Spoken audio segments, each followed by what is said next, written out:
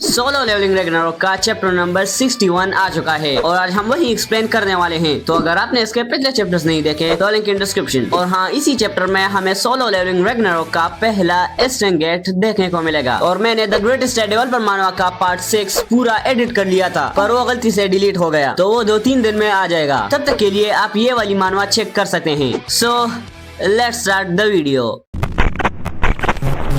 हमें एक टॉवर को दिखाया जाता है जहां सभी अपना काम कर रहे थे और ये है द कंट्रोल टॉवर। तभी उनमें से किसी बंदे को कांटेक्ट किया जाता है KL 472 फ्लाइट से, और वो फ्लाइट अभी भी आसमान में थी। फोन पर वो इंसान पूछता है, अभी मैं जिस एल्टीट्यूड पर हूँ क्या वहाँ पर स्नोफॉल होना आम बात है? यह सुनकर वो बंदा कहता है, अरे ये क्या बोल रहे हो, ये कोई आम बात नहीं है, आप तो क्लाउड के ऊपर हो। यह सुनकर वो पायलट कहता है, हाँ बिल्कुल, पर ये जो मेरे सामने है मैं उसे कैसे एक्सप्लेन करूं? और तभी हम उस फ्लाइट के ऊपर एक गेट को देखते हैं जिससे स्नोफॉल हो रहा था। तभी एक बंदा ऊपर देखते हुए कहता है, ये तो एक गेट है, साउथ कोरिया के एयर स्पेस के ऊपर एक गेट है। कंट्रोल टावर से वो बंदा कहता है, क्या एक गेट? फोन पर वो फ्लाइट बताता है, हाँ ये एक गेट है जिससे स्नोफॉल हो रही है, और अगर ऐसा ही रहा तो मुझे डर है कि मुझे इमरजेंसी लैंडिंग करना होगा। तभी उसके फोन पर आवाज आती है और वो कहता है, कैप्टन। इसके बाद सीन शिफ्ट होता है, हम एक मॉन्स्टर को देखते हैं जिसे इंस्टेंटली सुहो स्लैश मार देता है और वो उसे मार देता है। हम सुहो के हाथ में वही गॉन्टलेट को देखते हैं जो कि ग्रीड था। सुहो कहता है,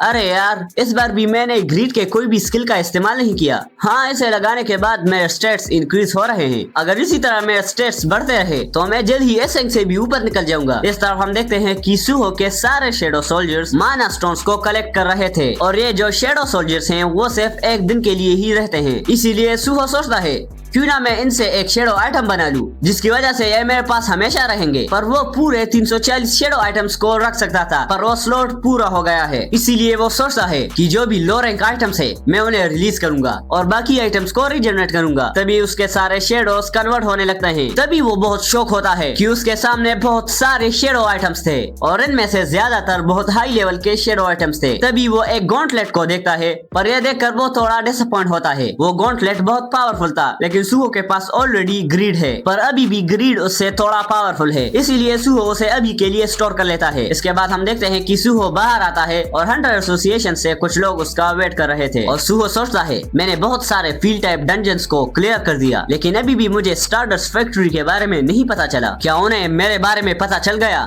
कि मैं क्या काम कर रहा हूँ? तभी सुहो के फोन पर इमरजेंसी समन आता है। सारे हंटर्स ने उसे इमीडिएटली समन किया है। इसके बाद हम सारे एसेंग हंटर्स के मीटिंग को देखते हैं जहाँ पर हर कोई एसेंग हंटर आया था। वहीं पर हम पार्क जोंगसू को देखते हैं जो कि एक एयर रैंक हंटर था, जो कि नाइट ऑर्डर गिल्ड का गिल्ड मास्टर था। बेक्यून हो कहता है, आप लोगों को पता ही होगा कि मैंने आपको यहाँ क्यों बुलाया है। वहीं पर हम चोई जोंगिन और लिम टाइग्यू को भी देखते हैं और माडोंग को भी देखते हैं। वो हंसते हुए कहता है, मैंने सुना है कि ली मिन सियोंग ने एक एसेंग हंटर ली यून सियोंग को रिक्रूट किया है। क्या सच में? मैंने बहुत कोशिश की अपने गिल्ड में उसे लाने के लिए, लेकिन वो तो माना ही नहीं। ये तुमने कैसे कर लिया? तभी ली मिन सियोंग कहता है, अरे ये मैंने नहीं किया, ये तो पार्क डोजिन ने किया है। मैं तो बस लकी हूँ कि वो मेरा गिल्ड मेंबर है। और हम चोई जोंगिन को बहुत दुखी देखते हैं क्योंकि वो उसे अपने गिल्ड में रिक्रूट करना चाहता था। तभी सुहो वहाँ भागता भागता आता है और अभी तक सुहो किसी भी गिल्ड में शामिल नहीं हुआ। माडोंग और पार्क जोंसू की नजर उस पर पड़ती है। दोनों उसके पास जाते हैं और अपने गिल्ड में रिक्रूट करना चाहते थे, लेकिन सुहो उन्हें मना कर देता है। ये सुनकर वो दोनों बहुत ज्यादा दुखी हो जाते हैं। तभी वहाँ पर वू जिनचुल और उसकी असिस्टेंट आती है जहाँ उन दोनों के चेहरे उतरे हुए थे। ये देखकर माडोंग उससे पूछता है, अरे आप दोनों के चेहरे को क्या हुआ? यह देखकर मुझे अच्छा नहीं लग रहा। वू जिनचुल कहता है,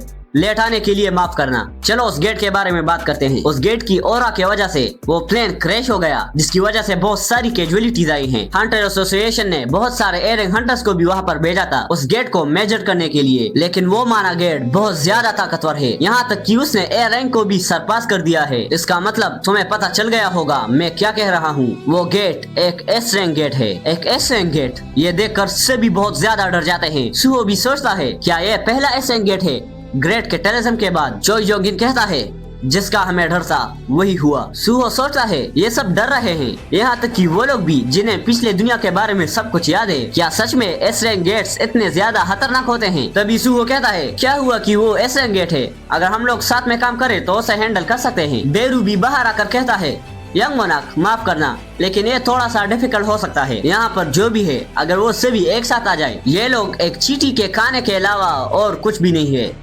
सभी बेरू को देखते हैं और माडोंग बेरू को देखकर कांपने लगता है। उसे समझ नहीं आ रहा था कि मैं इतना कांप क्यों रहा हूँ। यहाँ पर सुहो बेरू को एक पंच मारता है। ओए क्या कर रहे हो? वैसे भी माहौल इतना टेंस है, तुम इन्हें और भी ज्यादा डरा रहे हो। तभी बेरू उठते हुए कहता है, ओह माफ करना, लेकिन ये बेरू के अलावा और कोई अच्छे से नहीं जानता, क्योंकि पिछली दुनिया में जो पहला एसेंट गेट ओपन हुआ था उसका बॉस कोई और नहीं बल्कि मैं खुद था। और इसी के साथ हम बेरू का पहला वाला लुक देखते हैं। एंड विद दिस ये चैप्टर भी एंड हो जाता है। तो बताओ कैसा लगा आपको ये चैप्टर? अब जैसे ही इसका नेक्स्ट चैप्टर आएगा यहाँ आपको मिल जाएगा। Now you can watch this मानवा। मैं मिलता हूँ नेक्स्ट वीडियो में, तब तक के लिए बाय।